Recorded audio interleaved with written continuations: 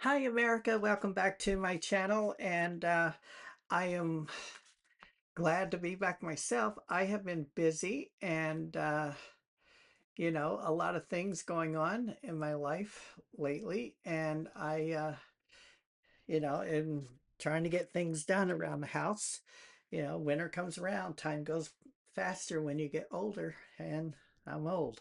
So I know it's happening and but I got a lot of work. And as somebody with a disability, I do as much as I can do before I tire out and all that stuff. But one thing for certain is, you know, uh, I still enjoy my cup of Folgers instant coffee. I love it. I think it's great, and I think everybody in America need to start stocking up on their coffee before there's limited coffee supply and the prices go up even higher. I'm noticing uh, the last time we went to Walmart just to look around, we went to Costco too. You know, I'm going to talk a little bit about Costco first. I need to take a sip.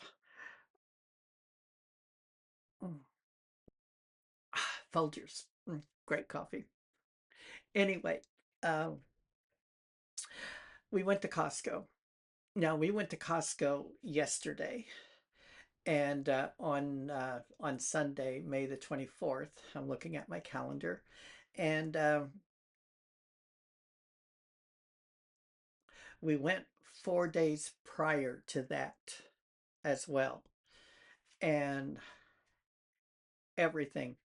I mean, everything in that store has gone up in price. People use a Costco card. They use their Costco credit cards in thinking, you're getting money back, but you're actually not. If they're overcharging you, you're still paying the premium price. You're getting very little money back on the Costco credit card. And the Costco card that cost about $68 a year for a membership, or $119 for the premium membership, where you can actually go and an hour early, but then you're kind of cheating yourself with that card, because what happens with that card is that there are no samples out for you to enjoy or to try out something. So, and most people that go to Costco, I notice they go there because they like the samples. I see them, I watch them. I can't eat them because most of it is not what I would want to eat, too sugary. And now that I've gotten my pre-diabetic numbers way down to where they should be, I'm no longer pre-diabetic. I am happy. I'm pleased. I just won't indulge in that type of eating any longer. I'm trying to break my husband from it now, and uh, and he is slowly catching on. As far as a Costco credit card membership and all that stuff, they want you to believe that if you sign up for a Costco credit card, you will get money back. Well, you're not really getting anything back if they're overcharging you for the products you're buying in the first place. And if you're late on a payment, then that's what they're betting on, is the late payments, so that they can charge you more. So um, I don't have a Costco credit card. I won't be renewing a Costco card either. I just don't see any benefits there. I have started my cooking channel, and I am going to start doing that. I said it would be within 2 weeks. Unfortunately, it's going to probably be a month, because I have a lot of things I have to do in the garden, my yard work, housework, um, and I have a lot of things to do, taking care of other things. Um, the reason why I'm talking about Costco and Walmart, and I went to Walmart too after Costco. I am price looking. I am checking out the prices, what's happening. And every day, or every few days that I go back to these two stores, I notice the increases in the price. I also uh, recommend that you read the labeling on the products very, very carefully. Now, I'll try and post this picture on here, but this was kind of disturbing at Costco. I've never seen anything like this here. A label that is so messed up that you don't even know where the hell the food is coming from now. You really don't. Now, they have fresh, I'm reading from my cell phone. Here's my cell phone. They have a fresh Atlantic salmon fillet farm raised on it, okay? But they say it's fresh Atlantic salmon. How can it be fresh Atlantic salmon if it was farm raised? That was one thing that really boggled my mind. Something was really weird with that. And they wanted $54.82 for a 4 pound farm raised fresh Atlantic salmon fillet. It doesn't make a lot of sense to me. Now, this is what really alarmed me was the farm raised product of Norway, color added through feed raised without antibiotics. And then it says, now remember, farm raised product of Norway. Then it says, processed in a facility that processes shellfish and crustaceans, keep refrigerated or frozen. And then in another area, it says it's distributed by Costco Wholesale Corporation in Seattle, Washington. Well, it definitely didn't come from Norway, did it? And then on the label, it read Costco Wholesale, Coralville, Iowa.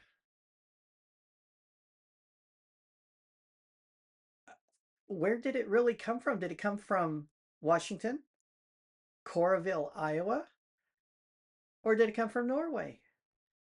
There's three different things here.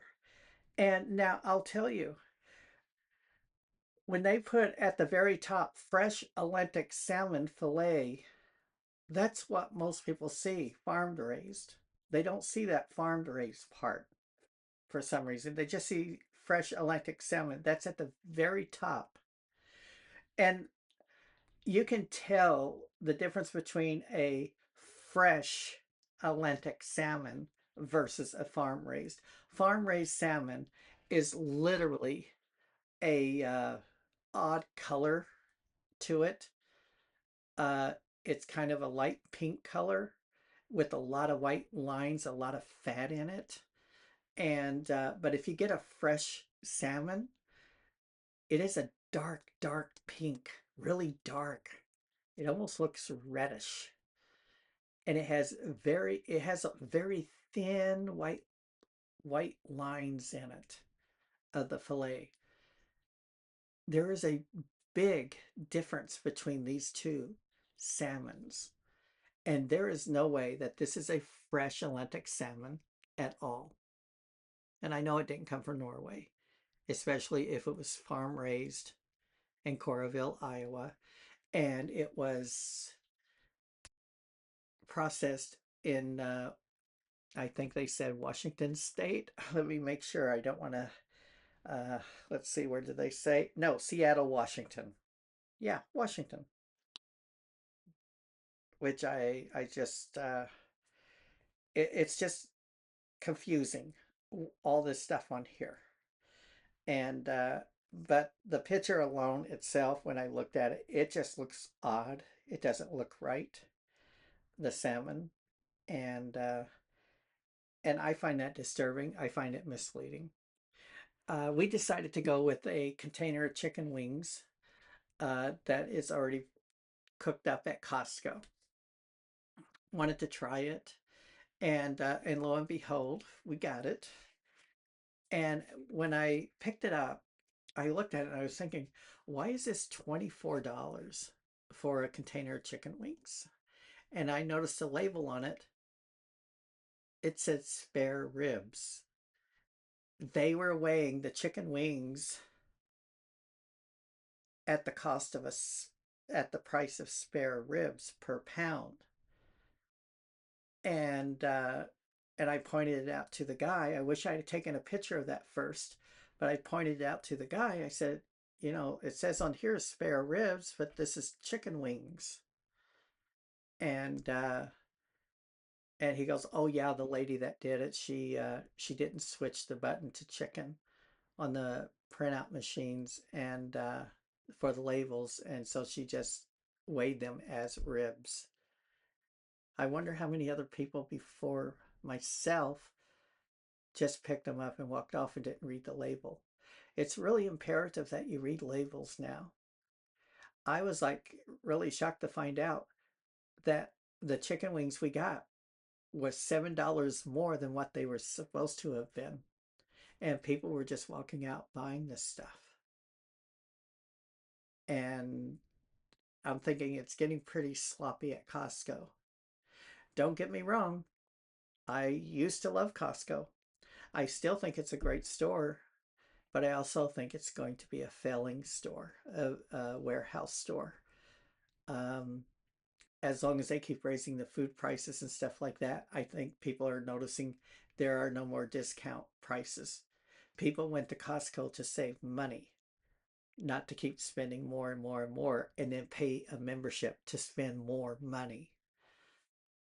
It defeats its purpose. You don't have to have a Costco card to spend more money. You can just go to Walmart or your other local grocery stores and spend more money without the expense of a Costco card or a Walmart card or any of those cards. I think the credit card industry is going to fail.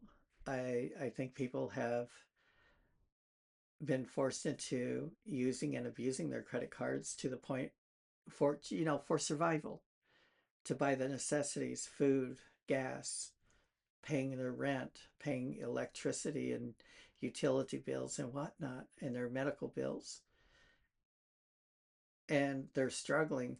And when you're using a credit card to literally pay to pay your rent, to pay your utilities, to pay your medical bills and stuff, and gas for your car, that means you are financially struggling.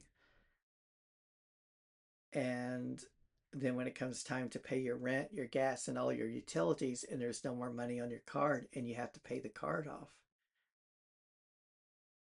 you have a problem. The system in America is literally collapsing before our eyes. The people need to wake up and see this. This is why when I use a credit card for any purchase, the following month I pay it off. I do not leave a balance on my card. I like to get it off. I'm not going to be tricked into paying interest or late fees on a credit card because they are going up as well. And and I have a good credit number score. I don't care. You know, a credit score is a credit score. When they started with the credit score thing, what did it do to people in America? It it put them in a situation to where that they they struggled. If you had a low credit score, you couldn't get an apartment. Low credit score, you couldn't get a home loan. Low credit score, you couldn't get a car loan. These are the things, and then they prey on you when you have low scores. These businesses and these corporations, auto industries, banks and stuff, they will raise your interest higher in order to give you that loan. Talk about kicking the little guy down even harder is what they've done. People think if they can just pay off a little, the oh, what do they call it when you're paying off the interest on a card, you're okay. You're not. You're just paying off the interest. You're not paying off the principal of that card. unless you can pay off the principal, you're stuck with that debt. And that debt keeps continuing on, especially if you have an emergency and you need to go to the hospital or you need a car repair and you keep adding on to your credit card bill. You keep getting deeper into debt. This is why I've recommended to people you need to really watch The Little House on the Prairie. When I heard little Laura say to the Olson in the Olson Mercantile store say, "Oh no, my daddy always told me cash on the barrel. You never take out the credit." And I love that show, that series. I still watch it. I've watched it so many times over. It is just a beautiful story. And, you know, a lot of good people in that series. And I think the young kids today should start watching it because it will teach them a lot about what life is actually supposed to be about. Instead of going out there and buying gadgets and gizmos and whatever um, for entertainment, there were so many other forms of entertainment like fishing in a creek, running in a field, talking with one another, sitting at the table with one another, enjoying life with one another. In the Little House on the Prairie series, there was no television, no cell phones.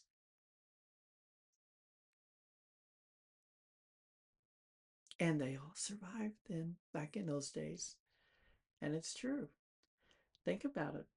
The era of the cell phone when it started coming out. Everybody was surviving without them. Did we really need them? No. We have them. They're convenient. They're nice to have if you're on the road and you have a breakdown and you can call for help. That's a good thing. But I tell my friends, stop texting me. If you have the phone in your hand, you call. If you don't call, don't text. And a lot of people don't understand that. They think I'm just being rude. No, I'd rather hear your voice than to receive an empty text. When people text one another, that means they really don't want to talk to you. They really don't want to be a part of your life. That's how I feel. And that's what I believe. Cell phones are a tracking device. They weren't like they were in the beginning, where you could just call people like a regular phone. The cell phones today were designed to be tracking devices to follow you everywhere you go, to record everything you say and do. Remember that, America. That's why we have all these data centers popping up. They need more storage space to record everything on so they can go through it, analyze it through AI. So in America, we have a lot of problems. We have a lot of food insecurities. And people don't realize that eventually America is going to collapse within the next 6 months or next year. Within the first 6 months of next year, America is collapsing unless we do something. November 2026 by voting blue across America and taking back our government. Voting out all the Republicans that have destroyed and aligned themselves with this corrupt administration. to start removing the Supreme Court of the United States judges that have gone rogue and told the leader of our country that he can do anything he wants. No, no man, no woman is above the law. Everyone should be held accountable. So I'm going to let this one go for today. And I'm going to start my next video in a few minutes and to get started on it, because I have an interesting video I want to do and talk to you about. Okay, God bless all of you, and you know what, let's take back our country and try to rebuild it. God bless all of you. Please click like, subscribe, and leave comments, people.